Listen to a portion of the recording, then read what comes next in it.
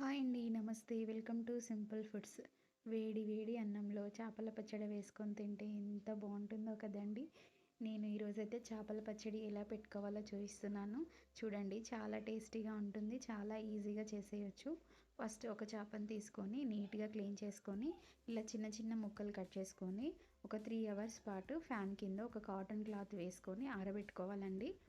ఇలా తిప్పుతూ ఆరబెట్టుకోవాలండి. ఒక 3 అవర్స్‌కి చక్కగా ఆరిపోతాయి. చూడండి, ఈ విధంగా ఆరబెట్టుకోవాలి. ఆరిన తర్వాత స్టవ్ ఆన్ చేసుకొని ఒక ప్యాన్ పెట్టుకొని, ఒక కప్పు ఆయిల్ తీసుకొని, ఆయిల్ వేడయ్యాక ఈ చేప ముక్కల్ని ఆయిల్‌లో వేసుకొని రెడ్‌గా అయ్యే వరకు ఫ్రై చేసుకోవాలండి. ఇలా చేప ముక్కల్ని ఆయిల్‌లో వేసిన తర్వాత ఎమ్మటే గరిటె పెట్టి తిప్పకూడదండి. కొద్దిసేపు అయిన తర్వాత ఈ విధంగా తిప్పుతూ రెడ్‌గా ఎవరికి ఫ్రై చేసుకోవాలి. చూడండి, ఈ విధంగా ఫ్రై చేసుకోవాలి. ఇలా ఫ్రై చేసుకొని ఒక బౌల్‌లో తీసుకొని పక్కన పెట్టుకోవాలండి. అన్ని ముక్కల్ని ఇలానే ఫ్రై చేసుకోవాలి. స్టవ్ ఆన్ చేసుకొని ఒక చిన్న ప్యాన్ పెట్టుకొని, ఒక స్పూన్ మెంతులు, ఒక స్పూన్ జీలకర్ర, ఒక స్పూన్ ఆవాలు వేసుకొని ఫ్రై చేసుకోవాలండి.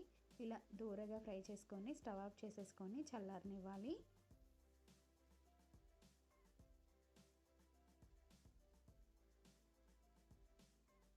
ఇలా చల్లారాక ఒక చిన్న మిక్సీ గిన్నె తీసుకొని మెత్తగా గ్రైండ్ చేసుకోవాలండి. ఇలా గ్రైండ్ చేసుకున్న పౌడర్ని ఒక గిన్నెలోకి తీసుకొని పక్కన పెట్టేసుకొని, ఇదే మిక్సీ గిన్నెలోకి 2 గుప్పుల ఎల్లిపాయలు వేసుకొని బరకగా గ్రైండ్ చేసుకొని పక్కన పెట్టేసుకోవాలండి.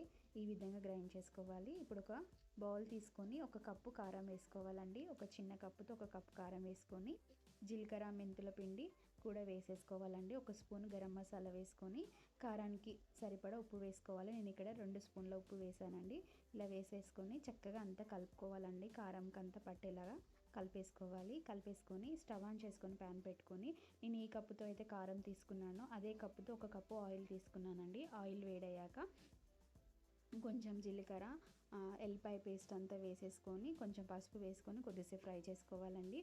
స్టవ్ ఆఫ్ చేసేసుకొని కొంచెం చల్లారాక ఆయిల్ని ఇలా కారంలో వేసేసుకోవాలండి. వేసుకున్న తర్వాత చేప ముక్కలన్నీ వేసేసుకొని చక్కగా అంతా కలుపుకోవాలండి. మంచిగా అంతా కలిసేటట్టు చక్కగా అంతా కలిపేసుకోవాలి. చూడండి, ఇక్కడ చూపిస్తున్నట్టు ఇలా కలుపుకోవాలి. ఇలా కలుపుకున్న తర్వాత ఒక నిమ్మకాయ అంతా పిండేసుకొని చక్కగా కలిపేసుకుంటే చేపల పచ్చడి రెడీ అయిపోయిందండి. వేడి వేడి అన్నంలో వేసుకొని తింటే చాలా బాగుంటుందండి. తప్పకుండా ట్రై చేయండి. వీడియో నచ్చితే లైక్ చేయండి. బాయ్.